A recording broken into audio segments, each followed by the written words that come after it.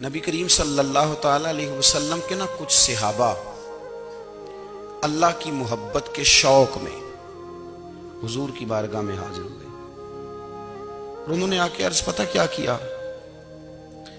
عرض کرنے لگے یا رسول اللہ صلی اللہ تعالی علیہ وسلم سالوں بیت گئے ہیں سجدے کرتے ہوئے، حضور سالوں بیت گئے ہیں تسبیح پڑھتے ہوئے، سالوں بیت گئے کہتے ہوئے کہ سبحان اللہ وہ پاک ہے، ہمیں سالوں بیت گئے یہ کہتے ہوئے کہ اللہ اکبر وہی سب سے بڑا ہے، سالوں بیت گئے کہتے ہوئے کہ الحمدللہ ساری تعریفیں اللہ کے لیے، سالوں بیت گئے اس کی تسبیح کرتے، تحلیل کرتے، تکبیر کہتے۔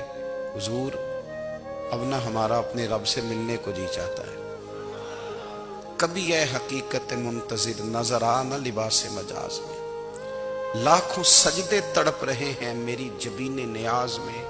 اور اقبال کہنے لگے کہ تیرے عشق کی انتہا چاہتا ہوں، تو میری سادگی دیکھ کیا چاہتا ہوں، میرا ذرا سا تو دل ہے مگر شوخ اتنا، میں وہی لن ترانی سنا چاہتا ہوں۔ میرا بھی دل کرتا ہے کہ اللہ میں تجھے کہوں میں تجھے دیکھنا چاہتا ہوں جس طرح حضرت موسیٰ کلیم علیہ السلام نے کہا تھا، اور تو مجھے کہے کہ لن ترانی تو نہیں دیکھ سکتا، ذرا سا تو دل ہے مگر شوخ اتنا، میں بھی وہی لن ترانی سنا چاہتا ہوں۔ پھر کہنے لگے بھری بزم میں راز کی بات کہہ دی، بڑا بے ادب ہوں سزا چاہتا ہوں۔ دیکھو سب لوگوں کے بیچ ہی میں نے یہ کہہ دیا۔ میرے عزیز صحابہ نہ شوق میں، کتنے سارے لوگ ہیں آپ، کتنی ماشاءاللہ بڑی تعداد میں آپ آئے، ہم بھی کبھی اس شوق میں گئے ہیں کہ ہمارے رب کو دیکھنے کو دل چاہتا ہے، ہمارا جی چاہے وہ کبھی ہمیں ملے، ہم کبھی اس کی زیارت کریں، اس کی بارگاہ کرم میں ہم حاضر ہوں۔ صحابہ نے عرض کیا یا رسول اللہ صلی اللہ تعالی وسلم ہمارا رب کہاں ہے؟ ہمارا نا اپنے رب کو دیکھنے کو جی چاہتا ہے۔ جب صحابہ نے یہ عرض کیا تو اللہ نے قرآن مجید نازل کیا، فرمایا وَإِذَا سَأَلَكَ عِبَادِي عَنِّي فَإِنِّي قَرِيبٌ، محبوب جب میرے بندے آپ کی بارگاہ میں آ کے میرے بارے میں پوچھے نا تو ان سے کہہ دینا میں ان کے قریب ہی ہوں، قریب ہی ہوں۔ دلیل کیا ہے؟ بھائی اذا دان، یہ جب بھی مجھ سے دعا مانگیں گے میں ان کی دعاؤں کو قبول فرماؤں گا، میں ان کے قریب ہوں، میں ان کے قریب ہوں، یہ جب بھی دعا مانگیں گے نا میں قبول کروں گا، میں ان کے قریب ہوں۔ اللہ تبارک و تعالیٰ کے بندے اللہ سے محبت کرتے، رب کی بارگاہ میں جھکتے، اس کو اپنے دکھ سناتے، اس کے پیارے محبوب صلی اللہ تعالی علیہ وسلم کا وسیلہ لے کے اس کے حضور حاضر ہو جاتے، پیشانیاں سجدوں سے روشن ہوتی۔ ہم نہ ہر چیز کے لیے وقت نکالتے ہیں، ہر چیز کے لیے، لیکن عبادت کے لیے وقت نہیں نکالتے۔ ہر شے آباد ہے، ہر شے، ہماری فیس بک بھی آباد ہے، واٹس ایپ بھی آباد ہے، ہمارے ٹویٹر بھی آباد ہیں، ہماری ہر چیز آباد ہے، سب سے کم آباد ہمارا مصلی رہ گیا ہے، سب سے کم۔ وہ لوگ اب ڈھونڈنے سے ملتے ہیں جن کی بغل میں مصلی ہوتا تھا۔ میرے بھائی آپ کتنا کو دنیا کے پیچھے بھاگو گے تھکا دے گی، کتنا دولت کے پیچھے بھاگو گے تھکا دے گی۔ آپ جب اپنی زندگی میں جمع تفریق کرو گے نا تو مرتے وقت احساس ہوگا کہ سارا کچھ تو لوگوں کے لیے کیا، اپنے لیے تو کاری کچھ نہیں سکے۔ اور ہم عبادت کے معاملے میں بہانے بازی بھی کرتے ہیں، ہم کہتے ہیں اوہو رزق کمانا بھی تو عبادت ہی ہے نا، میں حلال روزی کے لیے جا رہا ہوں یہ بھی تو عبادت ہے نا۔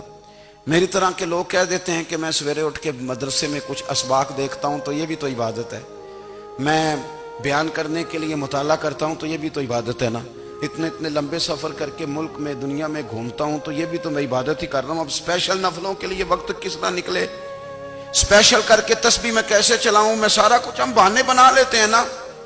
میرا سوال یہ ہے کہ یہ ساری باتیں صحابہ کو، نبی کریم کو، دیگر لوگوں کو بھی تو پتہ تھی نا، لیکن آپ غور تو کریں 23 سال حضور کو وقت ملا، مختصر وقت ظاہراً تبلیغ کرنے کے لیے، پوری دنیا میں دین بھی پھیلانا ہے، گھر میں 11 ازواج ہیں، 4 بیٹیاں ہیں، ان کی اولادیں، سارے کام کاج بھی دیکھنے ہیں، لیکن سیدہ طیبہ طاہرہ حضرت عائشہ صدیقہ رضی اللہ تعالیٰ عنہ فرماتی ہیں سارا دن تبلیغ کرتے، ہر غلام کے دکھ سنتے، گھر میں آتے تو اپنے گھر والوں کا خیال کرتے، کام میں ہمارا ہاتھ بٹاتے۔ قربان جاؤں، کہتی ہیں زمانہ سارا سو جاتا لیکن آمنہ کے لال مصلی بچھا لیتے۔ دنیا سو گئی، ساری سب سو گئے، جو خدام تھے، وہ جو غلام تھے، وہ سو گئے۔ صحیح مسلم نے لفظ ملیں گے، سیدہ پاک فرماتی ہیں او میرے نبی کے غلاموں، میں نے یہ رنگ بھی دیکھا ہے کہ حضور نے اتنا کھڑے رہے، اتنا قیام کیا، اتنا قیام کیا کہ مقدس پیروں میں ورم آ گئے، سوج گئے پیر اتنے بڑے۔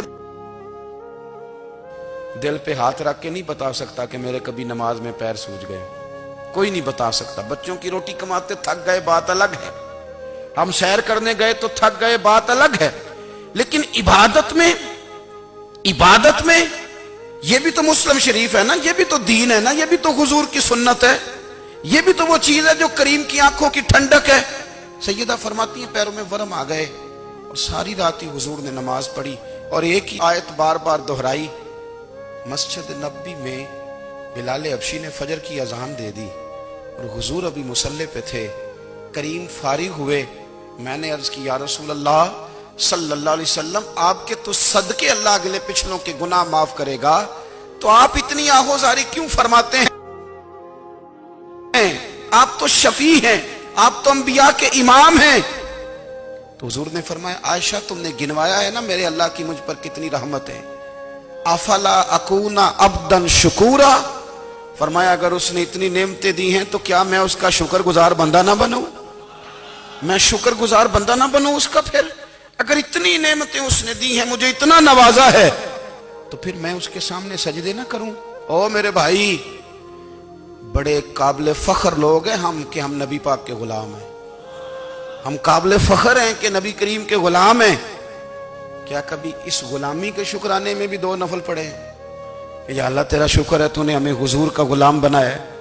یاد رکھیں کہ اپنی روحانی زندگی کو آباد کریں، استغفار پڑھیں، تسبیحات کریں،